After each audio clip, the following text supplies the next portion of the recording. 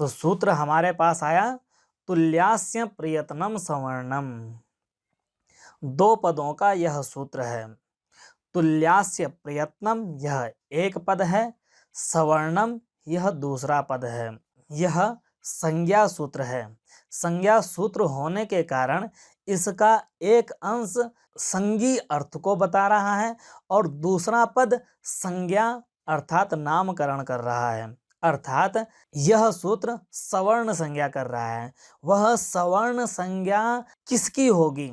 कौन है वह सवर्ण संज्ञा वाला? उसी को कहते हैं संज्ञी। संज्ञी तुल्यास्य प्रयत्नम सवर्णम का तुल्यास्य प्रयत्नम यह पद यह अंश बता रहा है। तो तुल्यास्य प्रयत्नम सवर्णम में दो पद हैं। तुल्यास्य प्रयत्नम यह संज्ञी पद एक, सवर्णम यह संज्ञा पद दूसरा पद। तुल्यास्य प्रयत्नम समस्त पद है, सामसिक पद है। इसमें तुल्य, आस्य और प्रयत्न यह तीन शब्द दिखाई दे रहे हैं। तीन शब्द होने के कारण यह शब्द द्वंद्व गर्भ बहुब्रीहि है। अर्थात इस समस्त पद में पहले द्वंद्व समास हुआ है, फिर उस द्वंद्व समास का बहुब्रीहि समास हुआ है अन्य पद के साथ। तो आइए इसका भी थोड़ा सा व्याख्यान करते हैं। तो तुल्यम च तुल्यश्च इति तुल्यौ, आस्यम च प्रयत्नश्च इति आस्य प्रयत्नौ, तुल्यो आस्य प्रयत्नौ ययोः तत् आगे जोड़िए सवर्ण संयम स्यात्। यहाँ हमने विग्रह में तुल्यम बताया है और दो बार दूसरा तुल्य बताया है। एक नपुंसक लिंग और एक पुल्लिंग। ऐसा क्यों किया? क्योंकि ये दोनों के दोनों आस्यम और प्रयत्नः इन दोनों के विशेषण हैं। जैसा विशेष्य होता है उसी लिंग वाला उसी वचन वाला विशेषण भी होता है। आस्य शब्द नपुंसक लिंग में है, इसलिए उसका जो विशेषण तुल्य शब्द उसको नपुंसक लिंग में दिखाया कि तुल्यम आस्यम, और प्रयत्न शब्द पुल्लिंग में है, इसलिए तुल्य शब्द को पुल्लिंग में दिखाया, तुल्यः प्रयत्नः।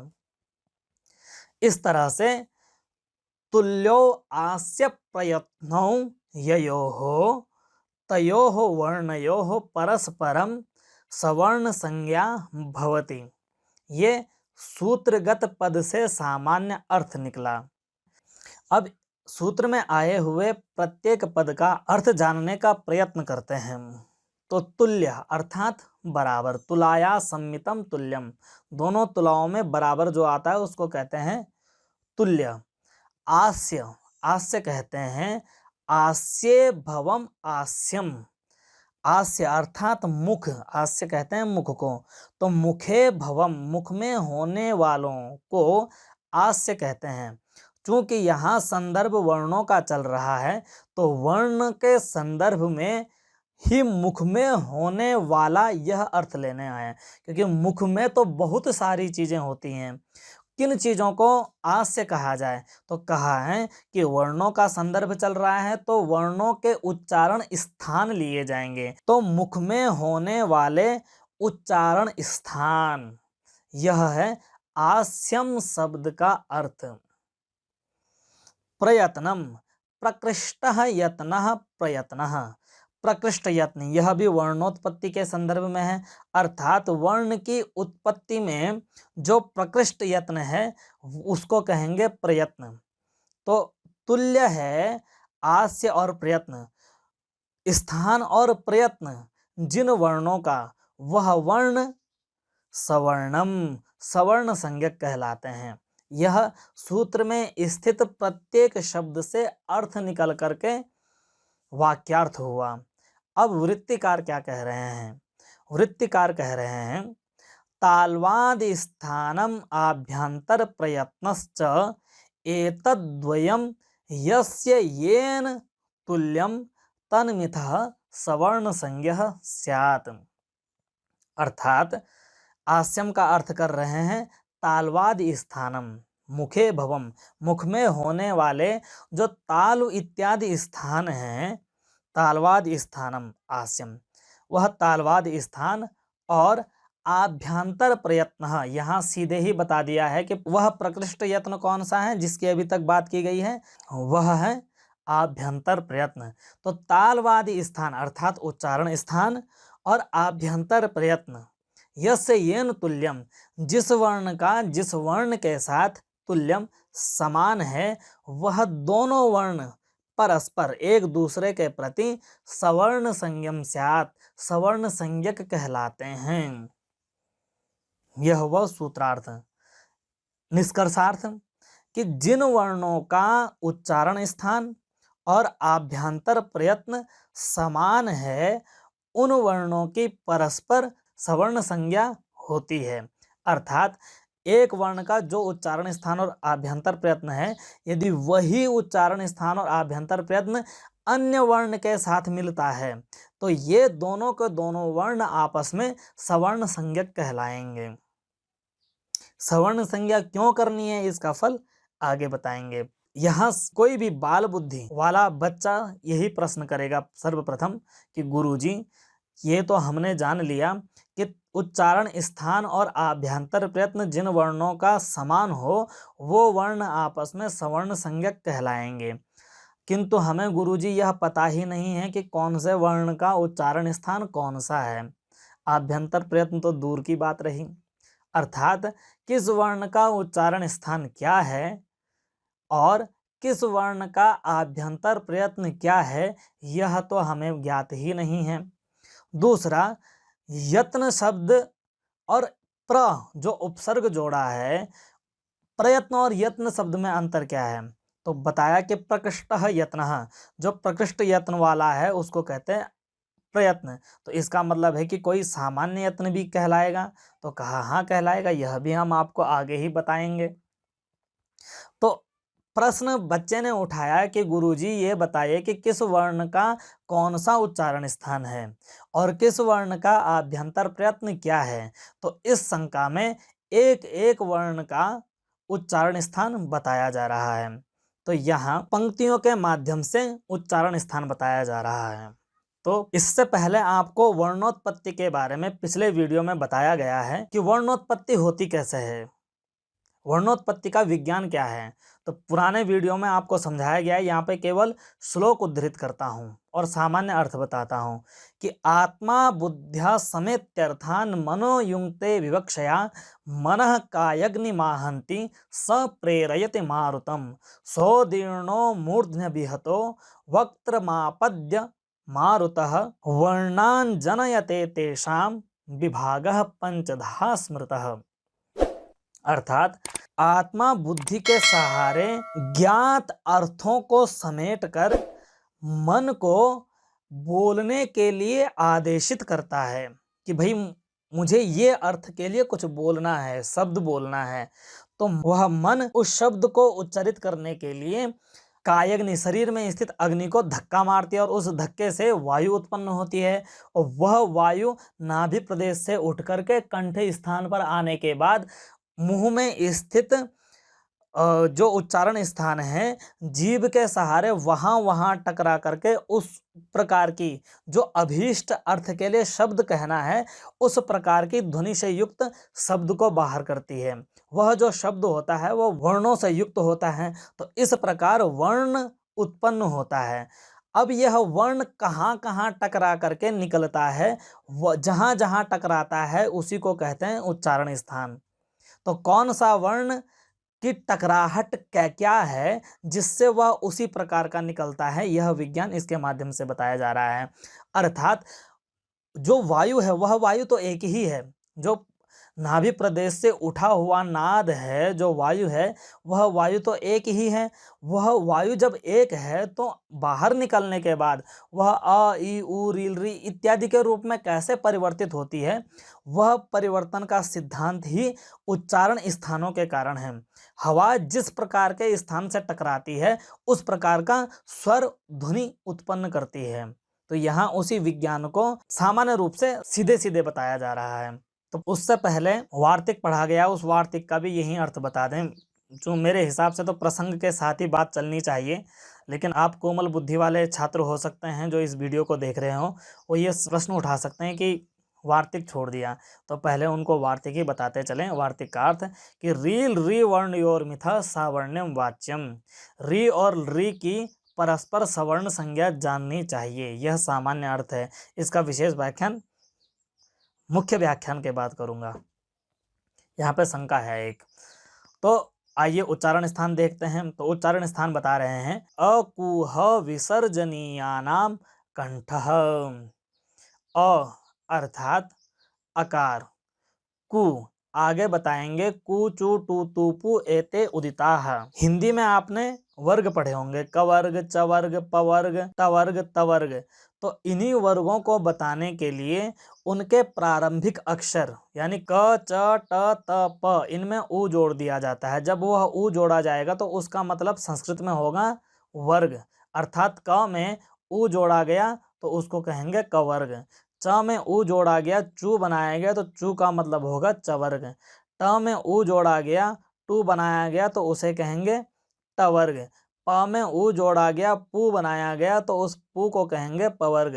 इसी प्रकार से त में उ जोड़ा गया, तू बनाया गया, इस तू का मतलब होगा तवर्ग। तो अ अर्थात अकार, कु अर्थात कवर्ग, ह अर्थात हकार।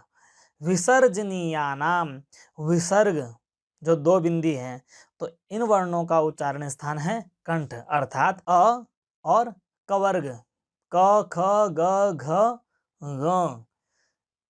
6 हकार और विसर्ग, इन 8 वर्णों का उच्चारण स्थान है कंठ। यह हुआ अकुह विसर्जनीयानाम कंठः।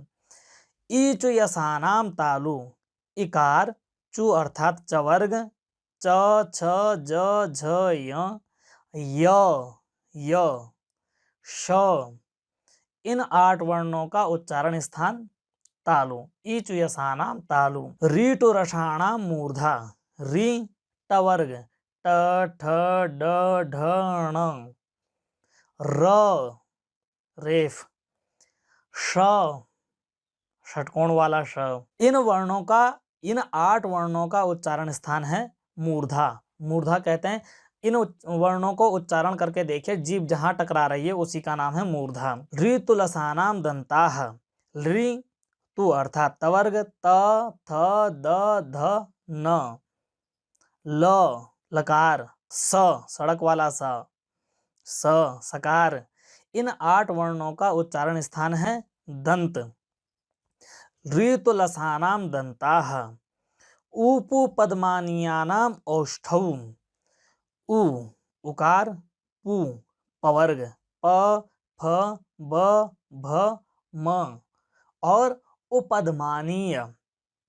उपधमानीय किसे कहते हैं, इसके लिए आगे एक पंक्ति लिखी हुई है कि प फ इति पफाभ्याम प्राग अर्ध विसर्ग सदृशो उपधमानीय, कि प और फ से पहले आधे विसर्ग जैसा जो लिपि चिन्ह आता है और उसका जो उच्चारण है उसी को कहते हैं उपधमानीय।